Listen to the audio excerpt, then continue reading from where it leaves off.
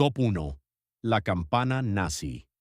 En el año 1944, en las profundidades de las colinas boscosas de la Baja Silesia, una instalación nazi de alto secreto llamada Der Riese quedó en silencio. Semanas antes, extraños temblores habían recorrido la región, y los lugareños informaron de destellos de luz violeta que surcaban el cielo nocturno. En el interior del complejo, un dispositivo con forma de campana que colgaba de pesadas cadenas había sido activado por última vez. Su nombre, que se pronunciaba solo en susurros incluso entre los oficiales de alto rango de las SS, era Die Glock, la campana. Y su función sigue siendo uno de los misterios más persistentes de la Segunda Guerra Mundial.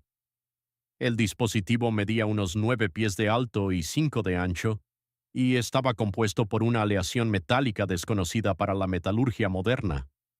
En su interior, dos tambores contrarrotatorios hacían girar una sustancia densa similar al mercurio, denominada únicamente como Serum 525. Cuando esta mezcla se sometía a tensión eléctrica, generaba campos electromagnéticos tan potentes que provocaban efectos extraños, cortes de energía, mutaciones biológicas en la flora y fauna cercanas y anomalías gravitatorias que curvaban la luz circundante. Según los informes, varios trabajadores murieron tras la exposición y sus cuerpos se petrificaron o se licuaron sin explicación alguna. De acuerdo con los protocolos de interrogatorio del oficial de las SS Jakob Sporrenberg, la campana formaba parte de un proyecto cuyo objetivo era dominar la antigravedad e incluso manipular el tiempo. Estas afirmaciones, antaño descartadas como fantasías, cobraron importancia décadas después, cuando el investigador polaco Igor Witkowski descubrió documentos de guerra, secretos referidos a experimentos de distorsión cronológica y desplazamiento de campo. Algunos de estos papeles incluían diagramas de la campana montada sobre plataformas de piedra con inscripciones rúnicas, lo que sugería una fusión de ciencia y filosofía oculta. Cuando las fuerzas aliadas llegaron al lugar en 1945, encontraron la cámara vacía. La maquinaria había desaparecido. Los científicos asignados al proyecto se habían ocultado. La cámara de hormigón aún presentaba residuos de radiación y marcas de quemaduras, pero no quedaba rastro de la campana. Las tropas soviéticas también peinaron la zona, y se cree ampliamente que todo lo recuperado se integró silenciosamente en la investigación de armamento de la Guerra Fría en ambos lados del telón de acero. En las décadas siguientes, la leyenda de Die Glock se negó a morir. Periodistas, investigadores y denunciantes intentaron reconstruir sus orígenes. Algunos afirmaron que fue un experimento temprano de energía de punto cero. Otros creían que fue el intento nazi de construir una máquina del tiempo.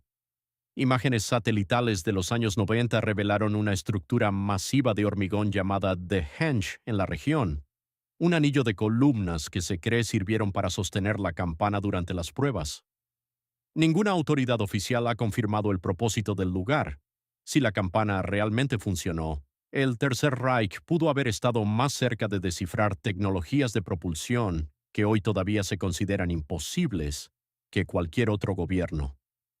Su desaparición alimenta, más que su existencia, la sospecha persistente de que la campana no fue destruida, sino escondida, ya sea enterrada bajo secretos oficiales. Top 2. El dispositivo de visión magnética. En los últimos meses de 1943, en lo profundo de un laboratorio fuertemente custodiado cerca de Nordhausen, un grupo de ingenieros de las SS reveló un prototipo sin igual. No era un arma ni un dispositivo de comunicación, sino algo mucho más inquietante.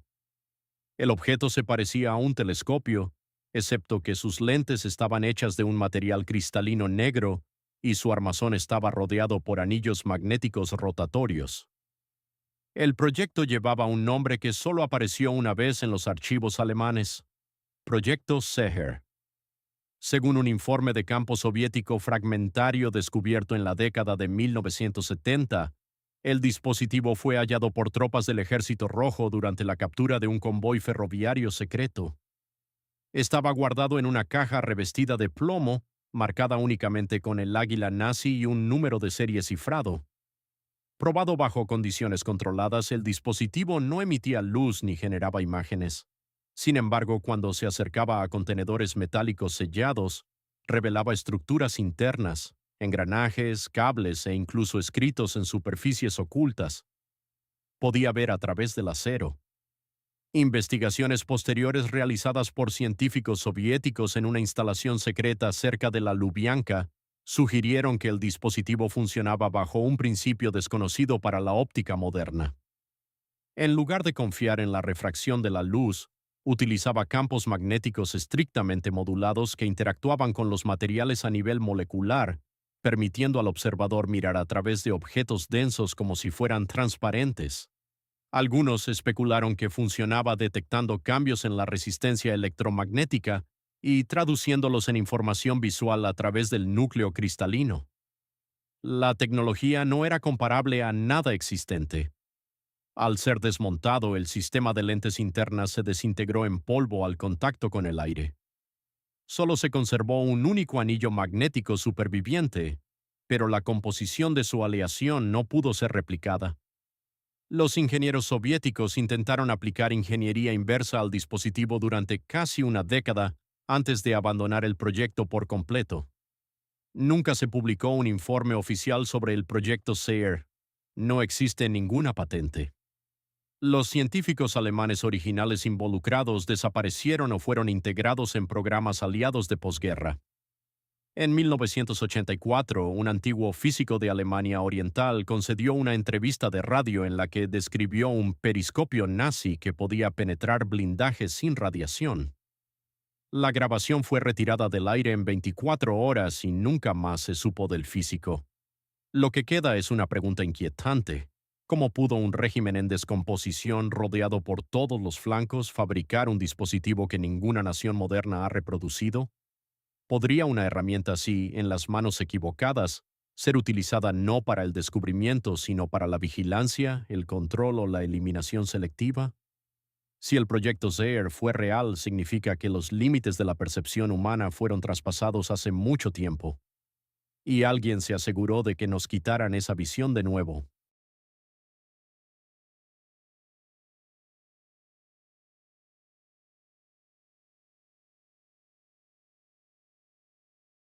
Top 3.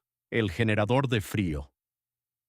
En febrero de 1945, mientras las tropas aliadas se acercaban, ingenieros de la CSS en una instalación cubierta de nieve a las afueras de Praga se preparaban para la evacuación. Entre los objetos cuya retirada era prioritaria no había ni armas ni sistemas de comunicación, sino un dispositivo cilíndrico sellado guardado en una caja fuerte refrigerada. Su nombre estaba marcado únicamente con letras rojas de plantilla: Kalteanlag 27, instalación de frío 27, el generador de frío. Según fragmentos de actas de la resistencia checa, era la pieza central de un programa experimental para generar energía limpia y continua sin combustible ni calor. A diferencia de los motores convencionales de la época, el generador de frío trabajaba en absoluto silencio. Su núcleo albergaba un fluido magnético en una cámara de presión, rodeado de anillos rotatorios que inducían una corriente eléctrica mediante campos electromagnéticos alternos. Según los informes, la máquina no emitía gases de escape, no requería combustión y se mantenía gélida incluso a pleno rendimiento. Un ingeniero checo que desertó tras la guerra describió la sensación de estar cerca de ella como si fuera pasar junto a un glaciar en la oscuridad total, donde el aire mismo parece encogerse. Miembros de la resistencia que irrumpieron poco antes del abandono del lugar informaron de caídas masivas de temperatura, con las paredes cubiertas de escarcha a pesar de los sistemas de calefacción activos. Los instrumentos cercanos fallaron. Las baterías se agotaron instantáneamente. Cuando intentaron desmontar la unidad, el efecto de enfriamiento se intensificó, obligándoles a huir. En pocos días, la instalación fue vaciada y destruida por las tropas alemanas en retirada. No se recuperó ningún equipo. En el año 2003, en una subasta en Zúrich, apareció un paquete sellado de notas técnicas de la época de guerra alemana.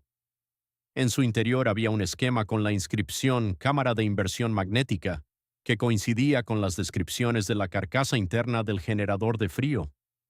Contenía detalles sobre una cámara de oscilación para la manipulación de la entropía magnética, una idea que la ciencia occidental no introdujo formalmente hasta décadas después. Los científicos actuales argumentan que una máquina que obtiene energía sin generar calor violaría las leyes termodinámicas conocidas. Sin embargo, en los presupuestos para proyectos secretos de posguerra, especialmente en laboratorios de campos soviéticos y estadounidenses de investigación sobre energía de punto cero, aparecen referencias aisladas a tecnologías similares. El generador de frío nunca se menciona por su nombre, pero los diagramas parecen idénticos en principio. Ninguna institución establecida reconoce su existencia. Ningún museo posee sus piezas. El nombre mismo no figura en ningún archivo oficial nazi o aliado. No obstante, quedan suficientes fragmentos para sugerir que tal dispositivo pudo haber funcionado, o al menos estuvo aterradoramente cerca de hacerlo. Si funcionó, las implicaciones serían asombrosas. Una fuente de energía que no requiere combustible, no produce residuos y funciona silenciosamente habría transformado el mundo. Pero quizá ese era precisamente el problema. Quizá nunca debió ser compartida. Quizá no fue destruido, sino escondido por aquellos que temían lo que podría aniquilar.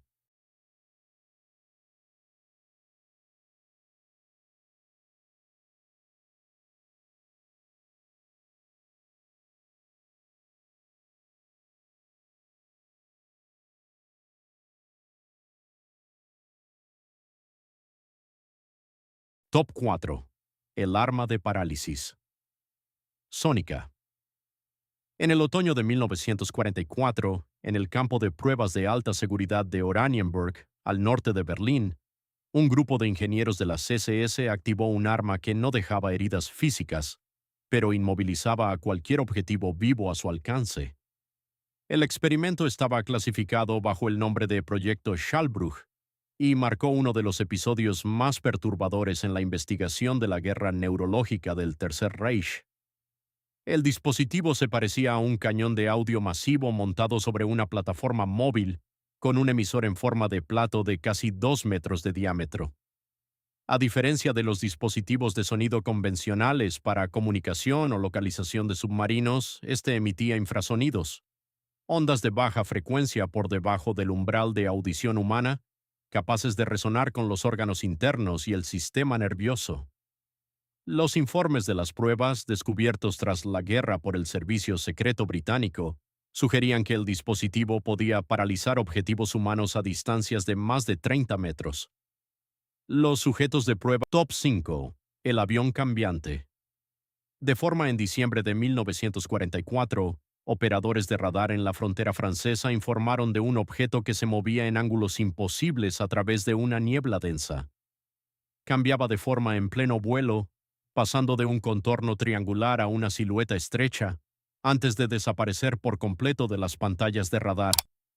Los pilotos enviados para interceptarlo describieron un objeto volador silencioso y reflectante que parecía brillar y pulsar al volar, distorsionando el aire a su alrededor. Lo que encontraron no era ni un reactor ni un globo. Según actas de posguerra de los archivos de Messerschmitt AG, podría haberse tratado de un prototipo del proyecto Silberspiegel. Este avión no tenía alas en el sentido convencional. En su lugar estaba construido con una serie de placas metálicas flexibles dispuestas sobre una subestructura gelatinosa de ferrofluido y polímeros reactivos. Sistemas internos permitían que el fuselaje del avión alterara su forma en respuesta a cambios de velocidad, presión y trayectoria. El propósito no era solo la adaptabilidad aerodinámica, sino también la invisibilidad al radar y el engaño visual. La piel exterior estaba diseñada para curvar y refractar la luz, lo que desde abajo le daba el aspecto de metal líquido. Memorandos técnicos firmados por el Dr. Klaus Berger, un destacado aerodinamicista de Messerschmitt, describen un sistema de propulsión que utilizaba una turbina magnética interna en lugar de queroseno. Esta turbina estaba conectada a una disposición de bobinas de estabilización de campo que generaba sustentación sin combustión, eliminando así las estelas de escape y las firmas acústicas. No era solo la forma del avión la que cambiaba durante el vuelo, también su interacción con la gravedad parecía oscilar. Se dice que un prototipo completó 2 vuelos de prueba con éxito antes de desaparecer durante un tercero. No se recuperó ningún resto. Testigos de una ciudad cercana afirmaron haber visto un destello de luz azulada en el cielo, seguido de un silencio total. El suceso se registró como un fallo del sistema, pero nunca. Top 6. La armadura líquida. En la primavera de 1945, mientras las fuerzas aliadas avanzaban hacia el centro de Alemania, un oscuro laboratorio de materiales cerca de la ciudad de Blankenberg fue evacuado apresuradamente. En su interior, ingenieros bajo la jurisdicción de las SS habían probado un Top 7, el amplificador de pensamientos. En marzo de 1945, bajo la autoridad de la Ahnenerbe, científicos nazis iniciaron la fase final de un proyecto con el nombre en clave Gedankenträger, portador de pensamientos, en un remoto anexo de investigación neurológica en los Alpes austríacos. El objetivo no era observar la mente, sino potenciarla. En el centro del proyecto se encontraba un dispositivo similar a un casco hecho de hilos de plata entrelazados, lentes de cuarzo y anillos de inducción de cobre. Su carcasa exterior estaba recubierta de capas de mica y vidrio aislado, mientras que la estructura interna estaba engastada con cristales amplificadores dispuestos en un patrón que imitaba las vías neuronales. Fragmentos recuperados de notas de diseño de las SS sugieren que el casco estaba concebido para recibir, amplificar y transmitir impulsos neuronales a través de una serie de campos magnéticos oscilantes. Las primeras pruebas con voluntarios registraron no solo picos en la actividad de las ondas cerebrales, sino también interferencias en dispositivos magnéticos cercanos y movimientos sutiles de pequeños objetos metálicos en las mesas de observación. El ingeniero jefe describió un incidente en el que un sujeto de prueba entró en un estado emocional intenso, tras lo cual la aguja de una brújula al otro lado de la habitación comenzó a girar descontroladamente durante varios minutos. Otros protocolos documentaron efectos secundarios erráticos. Los sujetos experimentaron alucinaciones vívidas, ritmos cardíacos alterados y, en un caso, una afasia transitoria seguida de un brote de recuerdos similares a la telepatía sobre información que nunca se les había proporcionado. Un memorándum se refería a la recuperación de memoria no local, un fenómeno en el que el sujeto describía eventos personales de la vida de otras personas en la sala de pruebas, con detalles verificables. Aunque no se hicieron afirmaciones explícitas sobre la lectura del pensamiento, las implicaciones fueron profundamente inquietantes para los participantes. El último experimento fue abortado abruptamente tras la muerte repentina de un sujeto que sufrió hemorragias cerebrales masivas durante una fase de transmisión de alta intensidad. En 24 horas, la instalación fue evacuada, el equipo sellado en cajas de acero y el proyecto borrado de todos los registros oficiales. Las cajas nunca fueron encontradas. Ningún componente restante del casco ha sido hecho público. Años después, en 1967, apareció una fotografía en una revista especializada de Alemania Oriental, ya desaparecida, que mostraba un dispositivo similar a un casco casi idéntico al prototipo del Gedankenträger, erróneamente identificado como un antiguo aparato de electroterapia. La fotografía fue eliminada de ediciones posteriores y el autor no volvió a ser visto en círculos académicos. En la neurociencia moderna, las interfaces cerebro-computadora han avanzado rápidamente, pero ninguna reclama la capacidad de amplificar la cognición o proyectar pensamientos hacia el exterior. La mayoría requiere implantes invasivos o una interpretación limitada de señales. Sin embargo, el proyecto Gedankenträger describía algo completamente diferente. Un bucle de retroalimentación entre la conciencia y la máquina, no mediado por el lenguaje o los músculos, sugiriendo que los pensamientos solos, bajo las condiciones adecuadas, podrían influir en el mundo físico. Si el amplificador de pensamientos existió y funcionó mínimamente como se afirmaba, el potencial humano podría haber rozado ya los límites de algo más allá de la cognición, algo que asustó incluso a quienes lo crearon. Un dispositivo que no solo registra, sino que empodera el pensamiento, Podría hacer que cualquier arma, código o muro careciera de sentido. Top 8. La piel de camuflaje radar. En los últimos días de la guerra, mientras los bombarderos aliados hacían llover fuego sobre las zonas industriales de toda Alemania, tuvo lugar cerca del Mar Báltico una pequeña prueba de vuelo que nunca llegó a los registros militares. Según un informe de radar británico desclasificado de abril de 1945, un objeto no identificado que había despegado de un aeródromo experimental en Peenemünde desapareció de la localización pocos instantes después de elevarse. El avión seguía siendo visible para los observadores en tierra mientras volaba silenciosamente hacia la capa de nubes, pero todas las estaciones de radar de la zona registraron una ausencia total de ecos. El incidente fue descartado como un fallo del equipo, pero en los archivos de la Luftwaffe se vinculó con una iniciativa de ingeniería secreta, Proyecto Nebelhaut, piel de niebla. El núcleo de este proyecto era un material de superficie revolucionario diseñado para absorber y dispersar las ondas electromagnéticas. El revestimiento consistía en un polímero infundido con carbono, mezclado con partículas de hierro a escala nanométrica y estructurado en un patrón geométrico preciso sobre la piel exterior del avión. En lugar de reflejar las señales de radar como las superficies convencionales, la Nebelhaut las absorbía y convertía la energía en una emisión de calor inofensiva, haciendo que el avión fuera prácticamente invisible para los sistemas de detección. Los ingenieros de pruebas alemanes desarrollaron un proceso de estratificación en el que estos compuestos se incrustaban directamente en la línea de forma exterior del avión. Según una hoja de datos técnicos hallada décadas después en una colección privada, el material podía cargarse eléctricamente para ajustar su índice de refracción en tiempo real. Esta función permitía al avión adaptarse no solo a diferentes frecuencias de radar, sino también a condiciones ambientales como la humedad y la temperatura, manteniendo una visibilidad cercana a cero a través de múltiples bandas de detección. El proyecto alcanzó la fase de prueba operativa solo una vez antes de que la instalación fuera invadida por las tropas soviéticas en avance. Los prototipos y los ingenieros fueron evacuados por orden del Departamento Científico de las SS. Cuando las fuerzas aliadas finalmente llegaron, encontraron los hangares incendiados, las cámaras de prueba inundadas y ningún rastro de la Nebelhaut ni del avión que la cubría. Tras la guerra, equipos de inteligencia militar estadounidenses informaron de un aumento drástico en la investigación de presupuestos negros sobre evasión de radar. Memorandos internos de principios de los años 50 se referían a materiales electromagnéticos heredados de los escenarios de guerra orientales, sin mayor aclaración.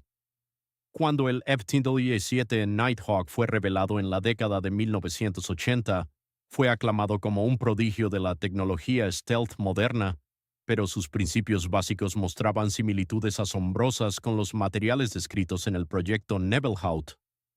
Nadie los ha vinculado nunca públicamente. Nadie ha explicado por qué la Alemania nazi poseía los fundamentos teóricos para la invisibilidad al radar décadas antes que los demás. Si la piel de camuflaje radar realmente funcionó, entonces los límites entre la guerra visible e invisible fueron traspasados hace mucho tiempo y enterrados de nuevo bajo un muro de secretismo. Un revestimiento que borra un objeto del espectro electromagnético no solo protege máquinas, borra la rendición de cuentas, hace desaparecer la historia y transforma la verdad en sombras. Top 9. La bomba específica de ADN. En el invierno de 1945, cuando el colapso del Reich se hizo inevitable, un transporte de mensajería que partía de un centro de investigación biomédica cerca de Poznań fue interceptado por combatientes de la resistencia. En uno de los maletines blindados había un cuaderno encuadernado en cuero con la inscripción Proyecto Blutzeiger, indicador de sangre. A diferencia de otros programas de armamento nazis, este no tenía conexión con tanques, aviones o artillería. En su lugar se centraba en un arma diseñada no para destruir edificios, sino para identificar y eliminar individuos basándose únicamente en su código genético. Los documentos recuperados esbozaban un proyecto bajo el Departamento de Eugenesia de la CSS en colaboración con un equipo de biólogos moleculares reclutados de universidades alemanas. El concepto era tan radical como aterrador. Un sistema de transporte biológico capaz de liberar un agente viral dirigido, diseñado para unirse a marcadores genéticos específicos presentes en determinadas poblaciones. El patógeno permanecería inactivo en la población general y solo se activaría al encontrar una secuencia de ADN específica. En el cuaderno había tablas con distribuciones de frecuencia alélica, polimorfismos genéticos y grupos de marcadores proteicos, todos vinculados a identificadores étnicos definidos en las teorías raciales nazis. El arma estaba concebida como un aerosol de acción retardada. Una vez liberada, la carga biológica flotaría silenciosamente por el aire, infectando a todos a su paso, pero solo desencadenaría síntomas en aquellos que portaran la secuencia objetivo. El objetivo no era la destrucción masiva, sino el genocidio quirúrgico. La ciencia detrás de tal arma estaba muy lejos del alcance de la tecnología de la época, pero elementos de la teoría se asemejan hoy a los principios básicos de la terapia génica moderna y el direccionamiento CRISPR. En la década de 2000, los genetistas admitieron que era, al menos teóricamente, posible diseñar tratamientos o armas que actúen selectivamente basándose en rasgos heredados. Las implicaciones de esta investigación de hace décadas son imposibles de ignorar. Nunca se encontró un prototipo de la bomba específica de ADN. Los investigadores asignados al programa desaparecieron en las últimas semanas de la guerra. Algunos sospechan que fueron capturados por tropas soviéticas, mientras que otros creen que fueron reubicados en Sudamérica bajo identidades falsas. La existencia del proyecto Blutseiger no fue mencionada ni en los juicios de Nuremberg ni en documentos oficiales aliados. Sin embargo, el cuaderno, que se encuentra hoy en un archivo privado, ha sido verificado como auténtico mediante análisis caligráfico y referencias cruzadas internas con personal nazi conocido. Si la bomba específica de ADN llegó a superar el estadio teórico, representa la aplicación científica más moralmente abyecta de la historia registrada, un arma diseñada no solo para matar, sino para decidir quién merece vivir basándose en códigos invisibles escritos en sus células. La aterradora verdad es que tal arma pudo haber estado más cerca de completarse de lo que el mundo jamás supo. Y quizá por eso su memoria fue suprimida, no porque fallara, sino porque tuvo éxito. Top 10. El tren subterráneo de inmersión. En los últimos y caóticos meses de la guerra, la inteligencia aliada descubrió bajo el terreno escarpado de las montañas del Búho, al suroeste de Polonia, indicios de una vasta red de construcción subterránea llamada Proyecto Rice. La mayoría pensó que se trataba de un refugio antiaéreo o un almacén de armas, pero enterrados a más profundidad que cualquier instalación conocida, yacían túneles curvos revestidos no con hormigón, sino con un compuesto cerámico liso intercalado con bobinas de cobre y relés electromagnéticos. Según un informe de campo de la OSS suprimido de mayo de 1945, esta infraestructura oculta no había sido construida para personas a pie. Estaba diseñada para un vehículo que se movía sin ruedas, sin raíles y sin ruido. Planos alemanes descubiertos en una caja fuerte sellada bajo un centro logístico cercano de las SS denominaban a este programa Proyecto Unterstrombahn.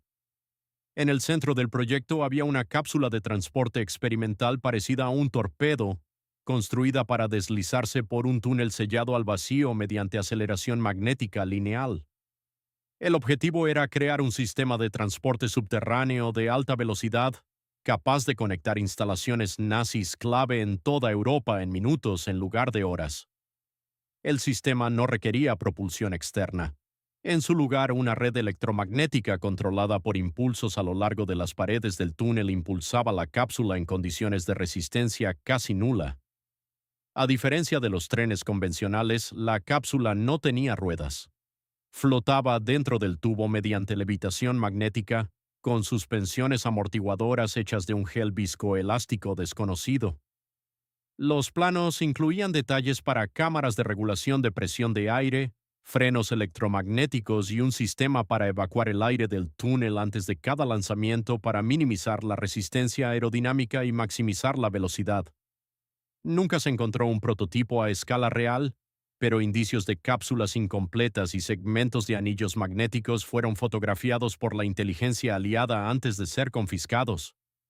Un memorándum interno del Servicio Secreto Británico de 1946 describió el sistema como impracticable, aunque inquietantemente visionario, y recomendó suprimir los materiales para no alimentar las narrativas de conspiración de la posguerra. Décadas después, ingenieros que trabajaban en sistemas modernos de trenes al vacío como el Hyperloop propusieron mecánicas casi idénticas, propulsión electromagnética, túneles desprovistos de aire y viajes supersónicos. Sin embargo, mientras estos proyectos modernos están aún en fase de desarrollo temprano, la versión nazi parecía estar peligrosamente cerca de su ejecución en los años 40. Partes del complejo de las montañas del Búho permanecen cerradas hoy en día, cercadas bajo el pretexto de la protección ambiental y la inestabilidad geológica. Los intentos de perforar o excavar a más profundidad han sido rechazados repetidamente por las autoridades locales. Si el tren subterráneo de inmersión fue real, implicaría que el Tercer Reich no solo había teorizado, sino que ya había comenzado la construcción de un sistema de transporte que podría superar a todo lo existente hoy. Un proyecto así habría requerido recursos inmensos, secretismo y visión de futuro, lo que sugiere que no estaba pensado para el esfuerzo bélico, sino para algo posterior. Un mundo reconstruido bajo tierra y conectado por túneles silenciosos y movimientos imposibles de rastrear sigue siendo hoy una fantasía. Pero en 1945 pudo haber rozado brevemente el borde de la realidad antes de ser sepultado bajo roca, escombros. Estas 10 invenciones no fueron curiosidades aisladas surgidas de un régimen desesperado. Revelan un patrón, una constelación de avances que desafían la ciencia de su tiempo y, en algunos casos, todavía la nuestra. Dispositivos que curvaban la gravedad, silenciaban el sistema nervioso, protegían aviones del radar e incluso intentaban atacar a individuos basándose en los códigos invisibles de su ADN. Cuanto más profundizamos, más claro queda que no se trataba de proyectos aislados, sino de parte de un salto tecnológico coherente que surgió brevemente y luego desapareció sin dejar rastro. Esta desaparición no fue casual. Cada proyecto terminó en destrucción, desvanecimiento o un silencio inexplicable. Los laboratorios fueron incendiados, los registros sellados y los científicos se esfumaron. Lo que queda son fragmentos, memorándums dispersos, patentes ausentes, testimonios de testigos suprimidos o desacreditados. Y detrás de cada uno de ellos se proyecta la sombra de un mundo de posguerra que heredó sus planos, pero se negó a reconocer sus orígenes. Lo que vemos en el periodo posterior no es solo pérdida, sino control. Los gobiernos que se apresuraron a recuperar este conocimiento en el marco de operaciones como Paperclip y Alsos no hicieron públicos estos descubrimientos. En su lugar desaparecieron en presupuestos negros, proyectos secretos e investigación de defensa privada. Las ideas más radicales nunca se lanzaron al mercado, nunca se discutieron en revistas especializadas, nunca fueron objeto de debate científico público. Fueron silenciadas. Y la pregunta es, ¿por qué? Porque estas tecnologías amenazaban algo más que el equilibrio militar. Amenazaban monopolios energéticos, ortodoxias médicas y los límites filosóficos de lo que significa ser humano. Un motor que funciona en frío, un tren que flota en el vacío, una armadura que reacciona como tejido vivo. Cada uno de ellos reescribe reglas fundamentales. Y reescribir las reglas es peligroso para quienes se benefician de las antiguas. El coste de esta supresión no es solo histórico, es generacional.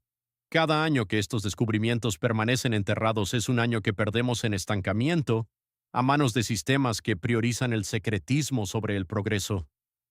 ¿En qué clase de mundo podríamos vivir hoy si estas invenciones se hubieran estudiado, desarrollado y compartido? Un mundo con transporte silencioso bajo las ciudades, con defensa sin guerra, con energía que no daña a nadie y no cuesta nada, Un mundo en el que los límites que aceptamos ahora habrían sido irrelevantes entonces. Sin embargo, la desaparición de estos proyectos nos dice algo más. Nos dice que algunos futuros son tan peligrosos que son eliminados antes de que puedan echar raíces, no porque fallaran, sino porque funcionaban demasiado bien. La cuestión no es si estas invenciones existieron. Hay pruebas suficientes que sugieren que lo hicieron. La verdadera pregunta es por qué, décadas después, a nadie se le permite hablar de ellas sin ser ridiculizado, silenciado o hecho desaparecer. Porque quizá el futuro ya llegó una vez, y quizá alguien decidió que el resto de nosotros no lo merecíamos.